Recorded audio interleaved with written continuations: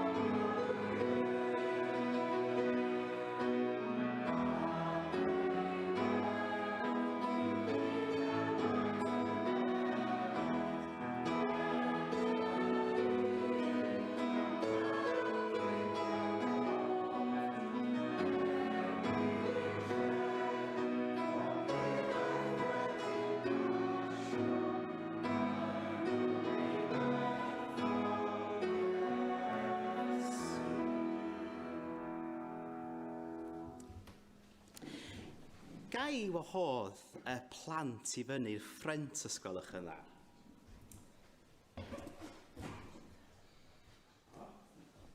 Jyst gallu dod dipyn bach yn nes. Pnawn ma. Nawr. Ia, da chi dod na fo, champion. Wel, mae'n braf iawn i'ch gweld chi pnawn ma. Da chi gyd wedi tyfu ers y tro diwetha mi fod efo chi yn bregethu. Mae'n braf iawn i'ch gweld chi. Mae gen i dasg i chi wneud pnawn ma. Mae yna 10 chocolate coin o gwmpas yr adeilad yma. A dwi am roi 2 funud i chi ffeindio nhw, oce? Ddim eisiau neb rhedeg, ond maen nhw o gwmpas y lle yma. So, da chi'n iawn efo hynny? Da chi'n allu mynd o gwmpas i chwilio amdanyn nhw a casglu nhw. A pan da chi wedi gael nhw i gyd, dewch at y ffrynt yn ôl, oce? So, da chi'n cael 2 munud i fynd rwan.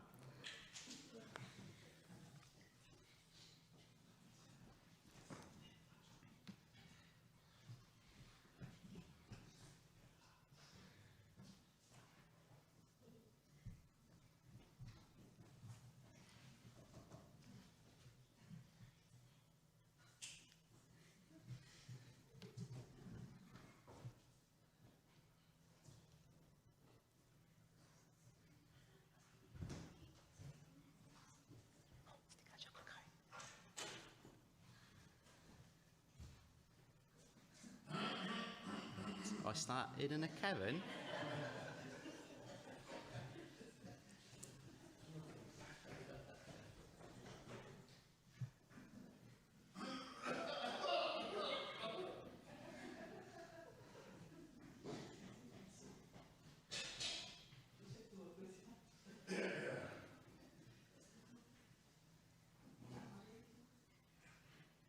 Reit.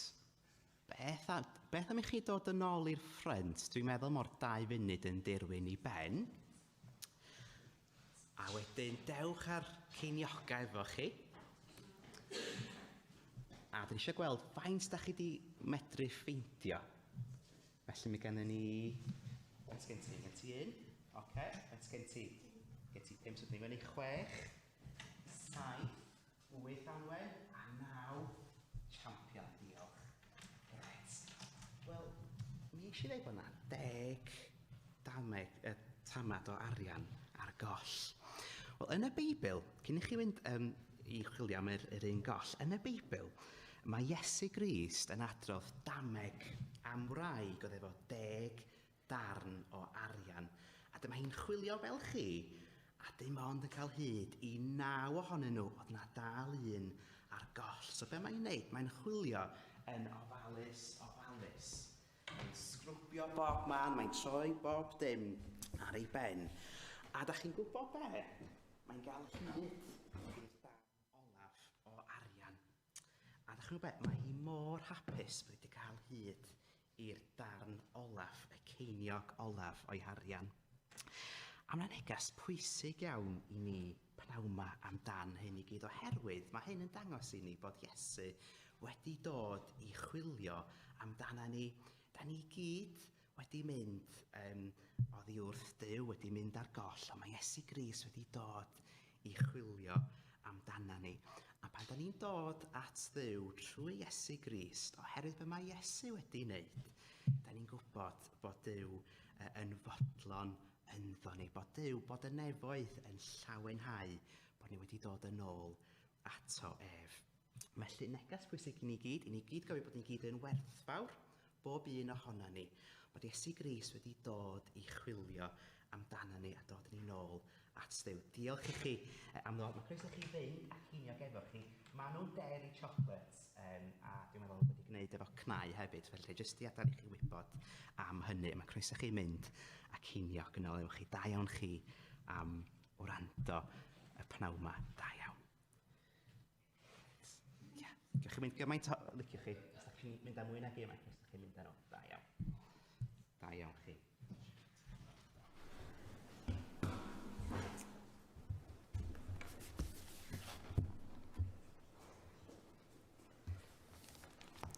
Felly, nawn ni parhau felly i addoli Duw gyda'n hemyn nesa ni.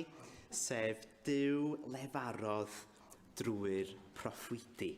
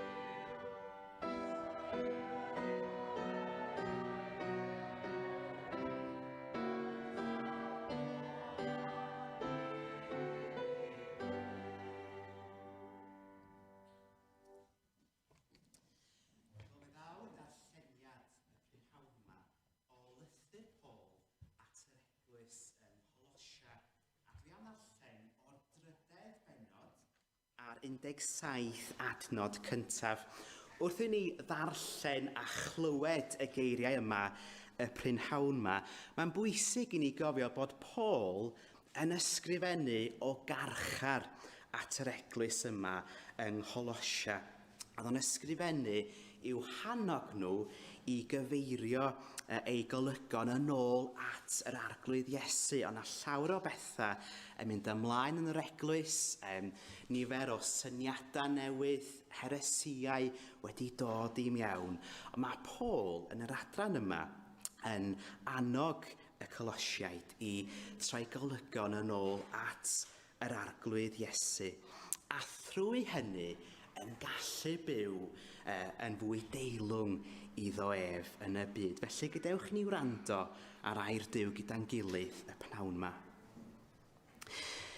Felly, os cyfodwyd chwi gyda Christ, ceisiwch y pethau sydd uchod, lle mae Christ yn eistedd ar ddeheulaw Duw.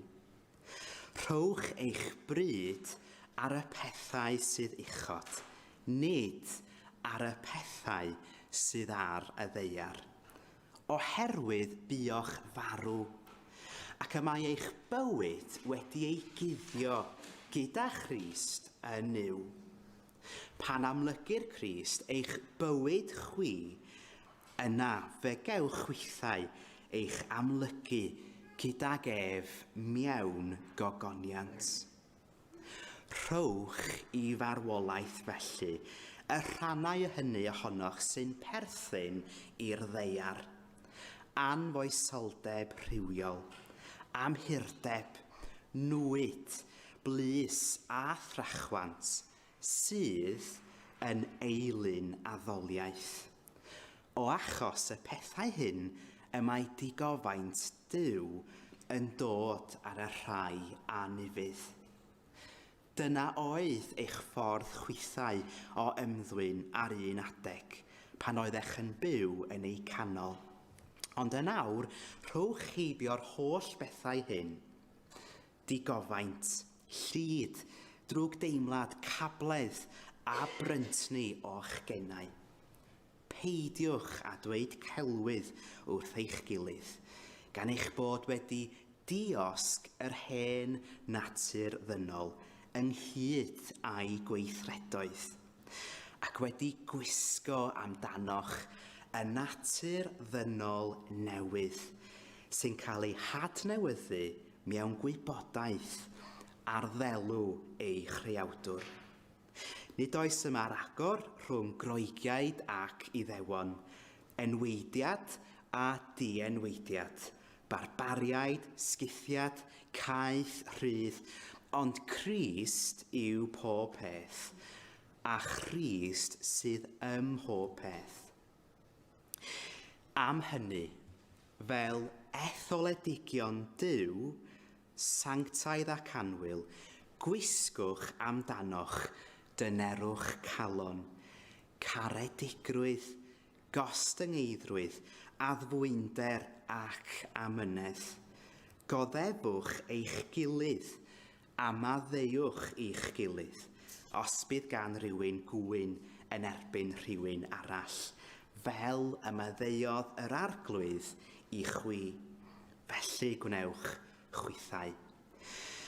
Dros y rhain i gyd, gwisgwch gariad sy'n rhwymyn perffeithrwydd. Bydded i dangnefedd Crist lywodraethu yn eich calonnau. I hyn y gawsoch eich galw yn un corff, a byddwch yn ddiolchgar. Bydded i air Crist breswylio ynoch yn ei gyfoeth. Dysgwch a rhybuddiwch eich gilydd gyda phob doethineb, a chalonnau diolchgar canwch i Dduw, salmau ac emynau a chaniadau ysbrydol. Beth bynnag yr ydych yn ei wneud, ar air neu ar weithred, gwnewch bopeth yn enw yr arglwydd Iesu, gan roi diolch i Dduw y Tad drwyddo ef. A bydded i Dduw bendithio y darllen a'r gwrando o'i air i ni y pnawn yma. Amen. Wel, gadewch i ni nesau at Dduw gyda'n gilydd mewn gweddi, cydweddiwn. O Dduw ein Tad nefol, da ni'n diolch i ti am y prynhawn yma, am y cyfle yma i ddod ynghyd fel teulu'r ffydd, i ddod i addoli di, i fawrygu ac i ddyrchafu dy enw di. Arglwydd, yr wyt ti'n fawr yn anrheithol fwy na beth da ni'n gallu ei dychmygu. Mae'r creadigaeth i gyd yn sôn am dy ddoethineb di, am dy allu di. Mae'r ser yn y nefoedd, mae'r blodau'r maes yn cyhoeddi pa mor brydferth a mawr wyt ti.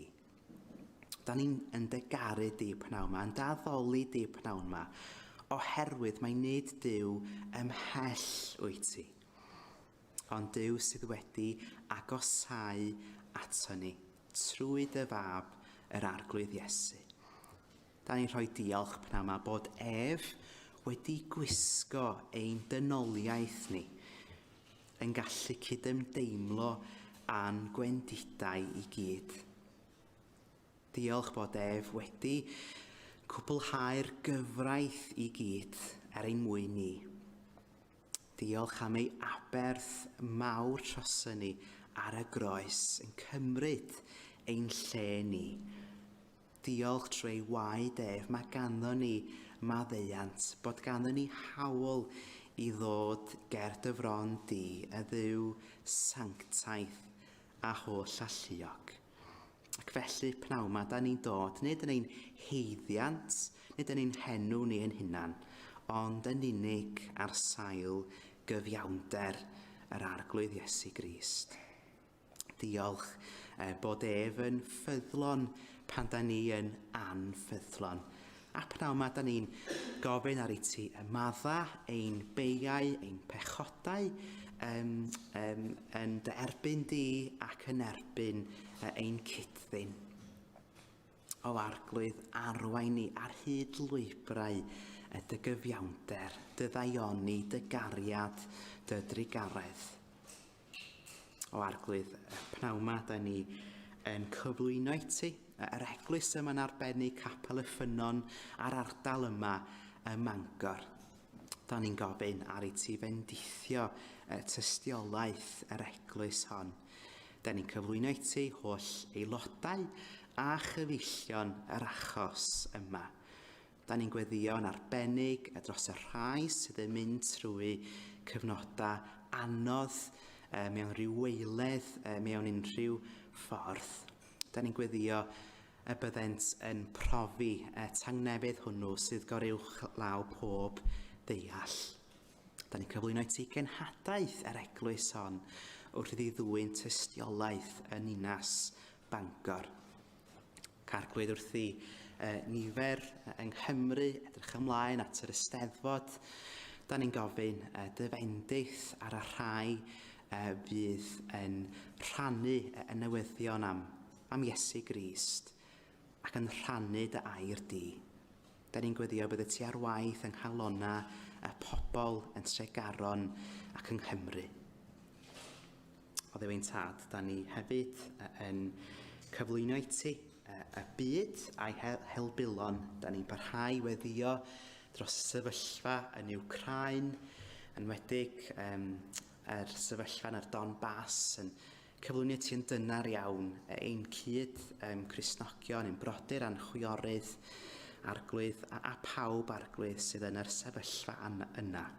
Da ni'n gweddio arglwydd am heddwch i ddod yn fuan iawn i'r ardal yna.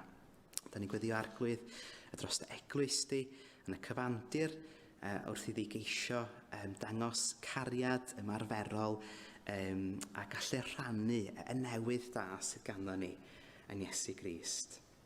Ni hefyd yn cyflwyno i ti mannau eraill yn y byd, yn Ethiopia, yn Syria, arglwydd ac yn gweddio arglwydd y bydd holl arweinyddion y byd yn plygu ei gliniau gerbon tywysog tangnefedd. Arglwydd, da ni'n diolch i ti pnawn yma dy fod ti yn adnabod ni fel agor ydym ni. A da ni'n cyflwyno i ti unwaith eto i'th ofal di, gan ofyn dy fendith a tharweiniad yn ystod yr wythnos nesaf sydd o'n blaena ni. Ac yn gofyn y bydd popeth da ni yn ei wneud yn ddwyn clod i'th enw di. Da ni'n gweddio hyn yn enw Iesu Grist, ein harglwydd a'n gweredwr. Amen.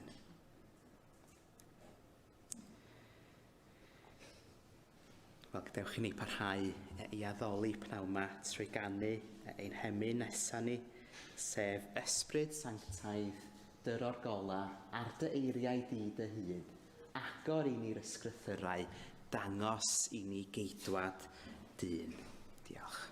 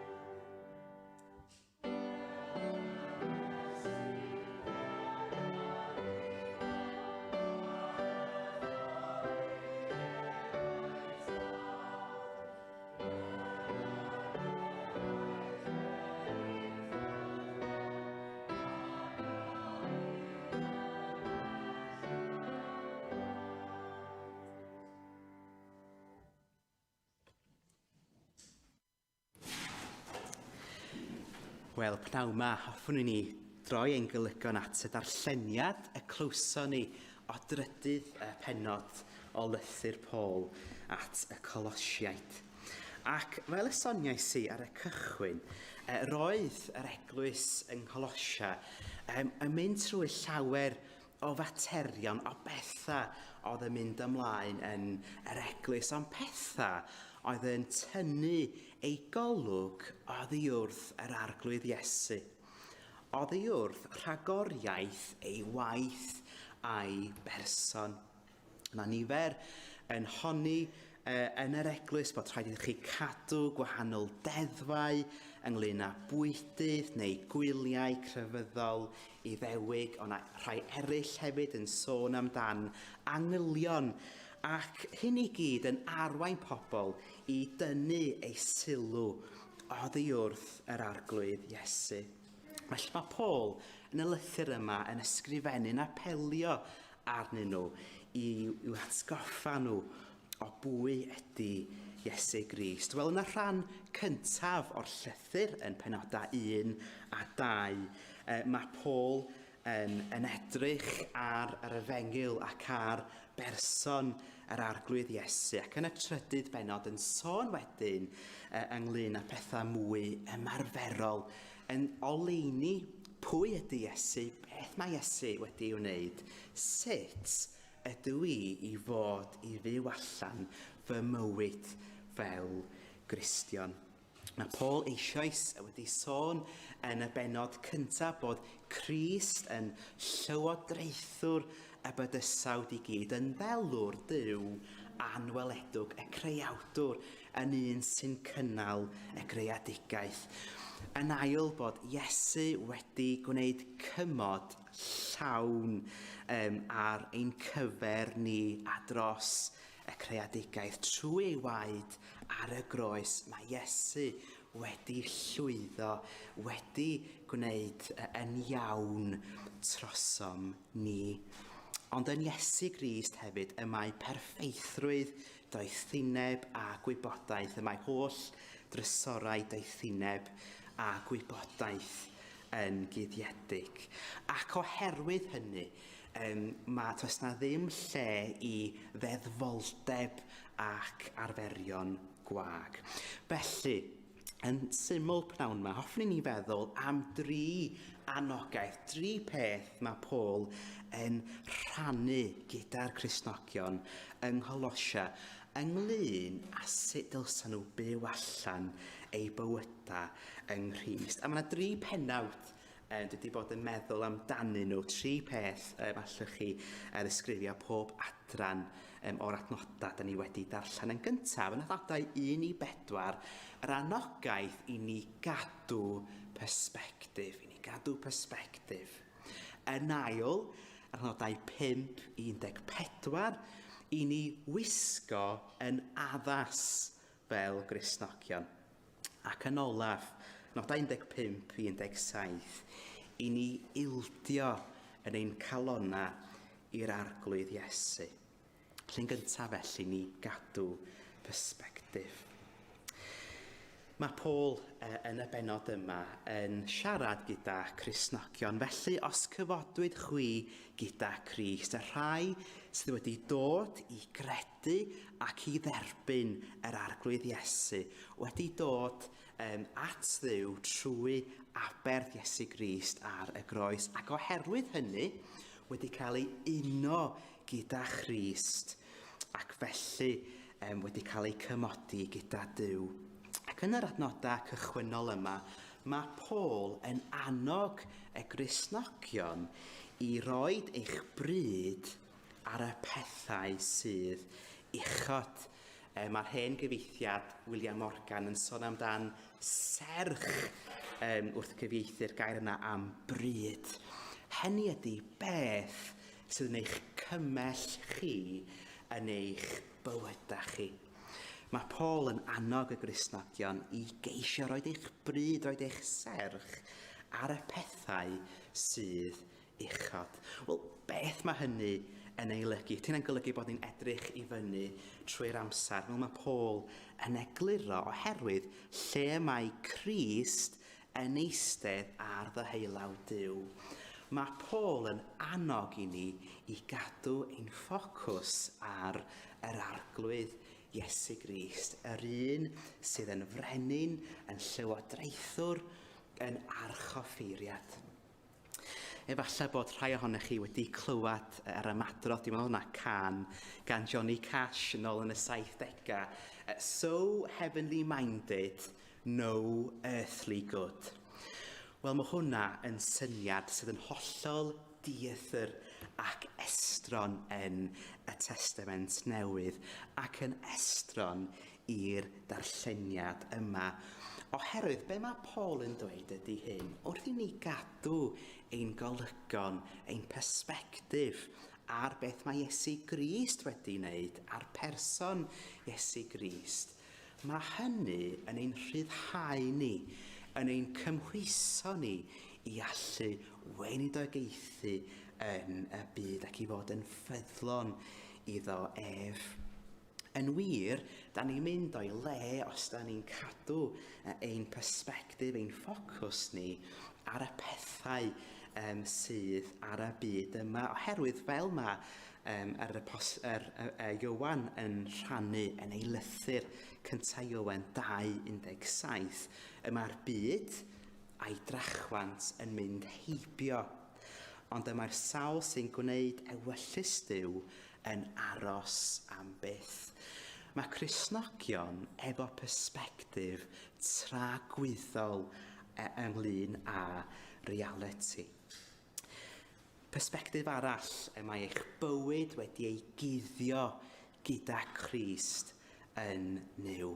Dyna chi ymadrodd beth mae hynny yn ei olygu. Wel, dim ond am gyfeirio at y gair groeg y prynhawn yma, a'r gair wreiddiol yma am cael ei guddio gyda Crist, sef cecrwptai, sy'n ia'n golygu wedi ei guddio, ond wedi ei gadw'n saff hefyd. Hynny ydi bod ein bywyd ni wedi ei cadw'n saff gyda yr arglwydd Iesu, a bod dim byd yn gallu'n gwahanu ni oddi wrth y bywyd yma sydd yn Iesu Grist. Rhai ohonych chi sydd efo plant yn gwybod yn iawn pan maen nhw'n derbyn rhywbeth pwysig, ella enwedig efo plant bach, ella tis ysgrif, neu efallai rhyw anrheg, pen-blwydd cerdyn neu darn o arian. Yn aml bydd y rhieni yn cadw y dogfen y peth pwysig yna yn saff wrth yr ochr mwyn wneud yn siŵr bod na dim byd yn gallu rhwystro neu dinistro y peth gwerthfawr hynny. Ac ydy'r un modd, mae Paul yn dweud bod eich bywyd chi yng Nghrist Iesu wedi ei guddio yn ddoef ac yn saff yn ddoef yn nefoedd. Wel, mae hynny yn wahanol iawn i sut mae llawer yn ein cymdeithas yn credu ynglyn â bywyd heddiw. Os ydych chi'n gofyn i nifer heddiw, beth ydy pwrpas bywyd? Beth ydy nod bywyd? Wel, mae siŵr fysa rhai yn dweud, o dwi'n byw ar gyfer parti ar y penwythnos, neu efallai ydych chi'n cyrraedd rhyw oedran arbennig yn eich gyrfa, dweud, o dwi'n cario ymlaen mynd ar gyfer ymddeol a wedyn cael mwynhau bywyd. Ydy'r Cristion, mae bywyd yn golygu hyn, mae Crist yn dweud hyn, Iowan 17:3, a hyn yw bywyd tragwyddol dy adnabod di yr unig wir Dduw, a'r hwn anfonais ti, Iesu Grist. Hynny ydy, mae gwir bywyd mewn perthynas, mewn adnabyddiaeth o Dduw trwy Iesu Grist. Wel, mae sail y bywyd yma yn guddiedig, yn saff gyda yr arglwydd Iesu yn nefoedd. Mae Paul yn annog ni i gadw persbectif ar y pethau mawr yma. Wrth gwrs, mae'r ein byd ni hefyd yn tydi yn adrodd y stori secular sy'n dweud ar i ni wneud y pethau sydd yn gwneud ni'n hapus mewn bywyd. A llawer o bethau'n wedig ar y we yn ein hannog ni i rannu ein stori ni. Wrth gwrs, mae hynny yn peth iawn yn ein lle ni gallu rhannu y pethau da sy'n digwydd yn ein bywydau ni. Ond pethau fatha Facebook a Twitter yn annog ni i rannu ein stori ni. Mae'r Beibl ar yr ochr arall yn dweud bod ni yn rhan o stori llawer mwy, sef stori Duw ei hun, sut mae Duw wedi ymwneud a'n byd ni, ein byd toredig, brywiedig, byd lle mae yna bechod, lle mae yna drygioni. Ond yr arglwydd yma sydd wedi dod mewn gras i'n hadfer i achub ein byd ac i'n cymodi ni gydag ef ei hun. Felly mae'r Efengyl yn herio ni mewn ffordd sylfaenol oherwydd mae'n gorfodi ni i edrych tu allan i ni yn hunan ac i edrych ar y persbectif mwy yma o stori Duw, o stori a hanes gras Duw yn gweithio trwy unigolion, y proffwydi a thrwy ei eglwys yn dwyn ei waith i ben. Mae'n siŵr bod y rhan fwyaf ohonon ni wedi gweld y lluniau o'r James Webb Telescope a'r lluniau trawiadol iawn o'r holl ser a'r galeitha pa mor enfawr, wir enfawr yw'r bydysawd sydd o'n cwmpas ni. Ond eto, wrth sôn amdan Duw yn creu y nefoedd, yn y salma, gwaith dyfysedd yw creu y ser i gyd. Hynny ydy, mae'n ffordd yn idiom Hebraeg i egluro wrthyn ni bod o'n waith gymarol rwydd i Dduw i greu y bydysawd.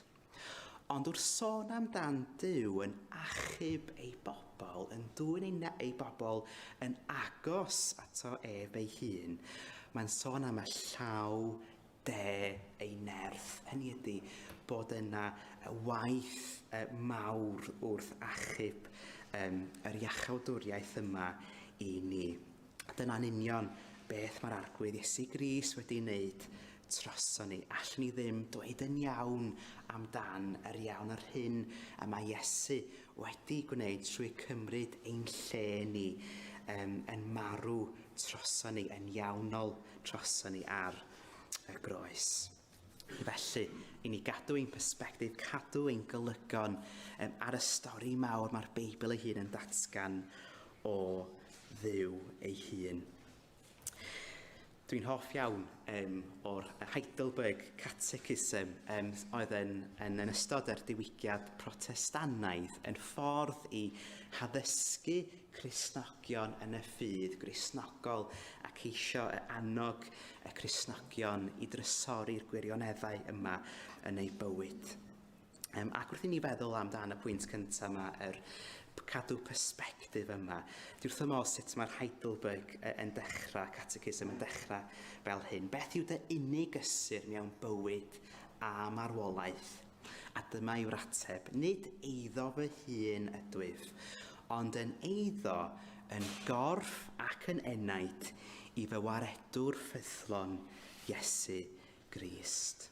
Paul felly, annog y Cristnogion i gadw persbectif, i gadw eu llygaid at Iesu Grist. Yn ail, i wisgo yn addas, a dwi'n troi'n arbennig adnodau 5 i 14 yn y rhan yma. Dwi'n siŵr bod bob un ohono ni wedi derbyn gwahoddiad i ryw achlysur neu seremoni hapus fel seremoni graddio neu seremoni priodas. Ac wrth gwrs mae yna disgwyliadau pan da ni'n troi fyny i briodas. Mysa fo yn amherthnysol i rywun troi fyny yn ei shorts a'i flip-flops i briodas. Mae o'n i bai wrth gwrs da chi wrth lan y môr neu yn y Caribia fella. Ond da chi'n dall y pwynt dwi'n ceisio i gyflawni. Mae yna rhywbeth urddasol am achlysuron mawr fel priodas neu seremoni graddio sy'n golygu bod na disgwyl i mi gwisgo yn addas ar gyfer y peth yna. Ac wrth gwrs, yn mwy o ddydd i ddydd felly, mae dillad yn dweud llawer amdano ni ein hunan be da ni'n hoffi. Mae'n rhyw fath o estyniad, os liciwch chi, o'n hunaniaeth ni, o'n identity ni, be da ni eisiau rhannu gyda'r byd o'n cwmpas ni. Ni edrych yr wythnos yma bod yr diwydiant dillad yn y Deyrnas Unedig werth 26 biliwn o bunnoedd i'r economi ac yn gyflogi 800,000 o bobl. Mae dillad i lawer o bobl heddiw yn rhywbeth pwysig iawn, rhywbeth maen nhw'n buddsoddi amser ac arian i mewn iddo fo. Wrth gwrs, da ni hefyd yn gallu troi i'r byd gwleidyddol a sut mae gwleidyddion yn tynnu sylw at eu dillad nhw a sut maen nhw'n efallai yn gwisgo dillad sydd yn drytach neu beidio wrth ceisio cael y dylanwed a pŵer a treithio ceisio uniaethu gyda grwpiau gwahanol. Mae dillad oedd yn rhan pwysig i'n diwylliant ni heddiw, oedd o hefyd yn rhan pwysig yn y ganrif cyntaf o diwylliant Iddewon a chenedl bobl.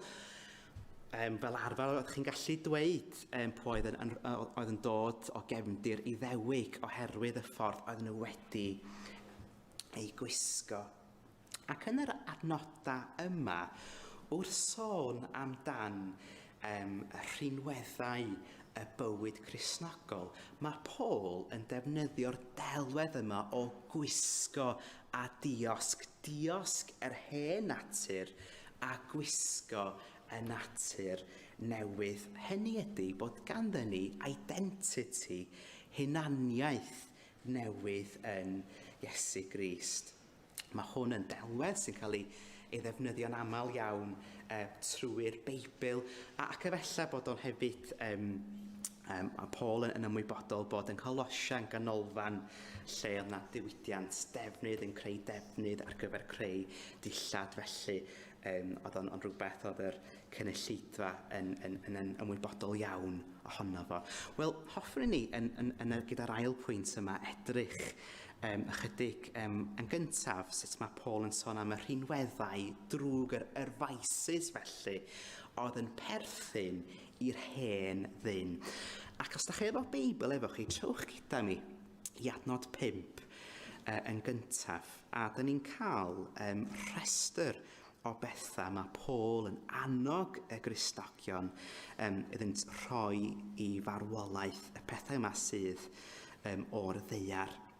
Anfoesoldeb rhywiol, amhurdeb, nwyd, blus a thrachwant, sydd yn eilyn addoliaeth. Dyma'r nodweddion yma, yr rhinweddau yma oedd yn nodweddu y rhai oedd yn byw yn yr diwylliant y paganaidd cyn iddyn nhw dod yn Gristnogion. A beth mae Paul yn dweud bod wraidd hyn i gyd yw eilyn addoliaeth sydd efallai yn swnio rhywbeth braidd yn annisgwyl pan bod Paul yn sôn am eilyn addoliaeth wrth sôn am y gwahanol rhinweddau, y rhestr cyntaf yma o rhinweddau rwg felly. Ac yn syml iawn oherwydd bod eilyn addoliaeth yn rhywbeth da ni gyd yn ei wneud i ryw raddau fel pobl. Da ni allan meddwl amdano fel rhywbeth oedd pobl yn gwneud mewn diwylliannau gwahanol neu yn y gorffennol, ond da ni gyd mewn gwirionedd yn addoli rhywbeth. Tybed oes na rai ohonoch chi wedi darllen y llyfr Rebecca Manley Pippert, Out of the Salt Shaker. Dwi'n cofio pan oeddwn ni'n myfyriwr, dipyn amser yn ôl rwan yn Caergrawnt, ddaru hi dod i siarad gyda'r undeb Cristnogol ac yn rhannu chydig amdan y llyfr yma sy'n ymwneud ag efengylu a rhannu y newyddion da am Iesu. Ac mae yna darn y llyfr lle mae'n sôn amdan sut mae gan pawb mewn cymdeithas arglwydd o ryw fath, hyd yn oed os nad ydynt yn cyfadda hynny. Hynny ydy, os da chi yn person sydd ar ôl pŵer, byddwch chi'n ceisio pŵer.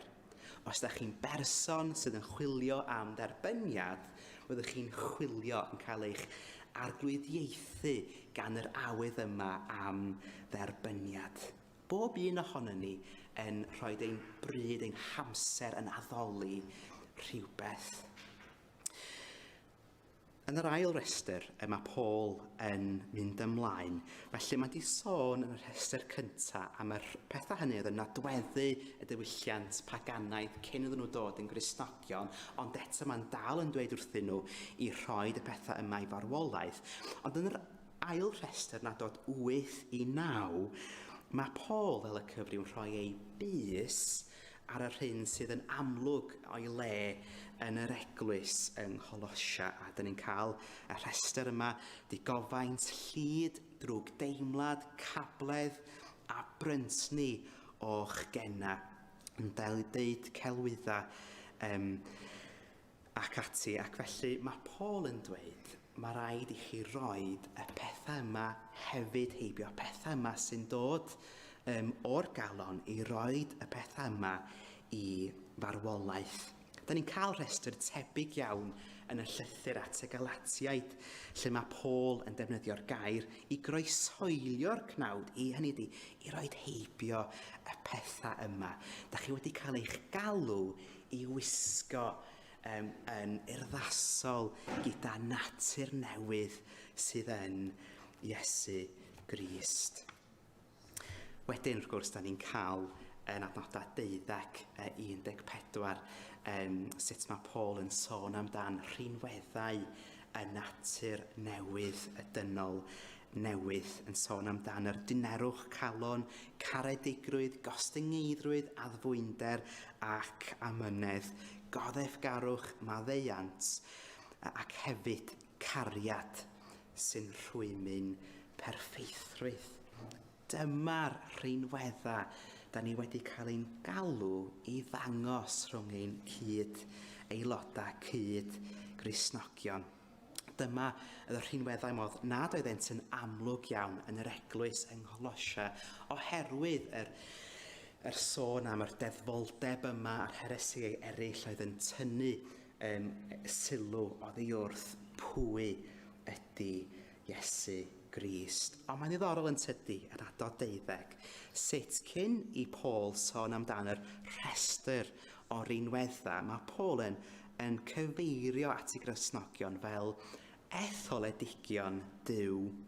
Mae hynny yn drawiadol iawn, oherwydd tydi hynny ddim yn golygu bod y Gristnogion efo hawl i ymchwyddo bod neu meddwl yn fawr ohonyn nhw eu hunan bod Duw wedi ei hethol a'i dewis. Ond y pwynt ydy i ddangos iddyn nhw, i ddangos i'r Cristnogion bod ei bywyd, ei cynnydd mewn gras yn seiliedig ar gras Duw yn unig o'r dechrau i'r diwedd.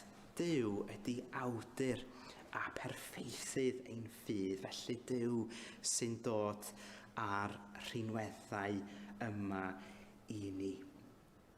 Felly, dyn ni'n cael yr crynodeb yma o sut dylsen ni wisgo yn addas fel Cristnogion gyda'n gilydd o fewn yr eglwys, ac wrth gwrs yn bersonol, yn ein bywyd teuluol a personol, ac wrth i ni ymwneud a pawb o'n gwmpas gyda'n cymdogion ni. Wel, dyn ni wedi sôn amdan yr gwisgo y natur dynol newydd sydd yn Iesu Grist. Sut felly? Sut da ni'n mynd o gwmpas hynny? Yn ymarferol, sut da ni'n gwneud hynny? A mae hynny yn arwain ni at y pwynt olaf, sef da ni angen ildio i arglwydd arall, sef yr arglwydd Iesu Grist. A nid ni yn hunan, a dim byd arall sydd yn y byd sy'n cymryd ein bryd, ond rhoid yr arglwydd Iesu Grist yn gyntaf. Yn wedig adnod 16, bydded I air Crist breswylio ynoch yn ei gyfoeth. Pan mae Paul yn sôn amdan y rhinweddau yma yn ei lythyrau eraill yn y Galatiaid ac Effesiaid, mae'n sôn amdan dawn a gwaith yr ysbryd glân. Ond yn ei lythyr at y Colosiaid, mae'n sôn amdan ar ei air Crist breswylio ynoch. Hynny ydy, mae'n sôn amdan gair Duw, wrth gwrs, yng ngair Duw, da ni'n clywed, da ni efo gair Duw, yn ein hannog ni, yn dysgu ni, pwy ydy Duw, a sut allan ni ymateb a byw ac addoli Duw yn well yn sgil hynny. Mae Paul ar i'r neges yma, y newyddion da yma am Iesu, I breswylio. Dyma chi air arbennig. Nid I gael rhan bach o'ch calon chi, ond I llenwi, I drigo, I lenwi eich bywyd chi yn llawn. Ac felly mae yna alwad yma yn bersonol ar ei air Crist, ein llenwi ni bod ni'n bobl sy'n ynglyn â gair Duw yn bersonol yn ein bywyd bob dydd. Da ni'n neilltuo amser, ei dreulio amser gyda Duw yn ei air. Ond hefyd bod y neges am Iesu, pwy ydy Iesu, yn llenwi ein bryd ni yn ei gyfoeth. O beth yw ganlyniadau hynny? Wel, adnod 15, bydded I dangnefedd Crist lywodraethu yn eich calonna I hyn y cawsoch eich galw. Wrth I ni edrych ar Iesu Grist ac I ddarganfod bod bob ein digonolrwydd ni yn ddoef gallwn byw gyda'r tangnefedd dwfwn yna ni all dim byd yn y byd cymryd oddi wrthyn ni. Mae yna hefyd, mae Paul yn sôn I ni'n bersonol I air Crist preswylio yno, ond mae'n hefyd yn cyfeirio at yr eglwys fel cynulleidfa, fel pobl, I air Crist breswylio ynoch fel cynulleidfa, fel eglwys. Hynny ydy, pan mae'r pobl yn edrych ar yr eglwys yng Ngholossia, dylsa y neges am Iesu, dylsa gair Duw bod yn gwbl hysbys ac yn eglur iddyn nhw. Dyma mewn gwirionedd ydy pwyslais yr eglwys.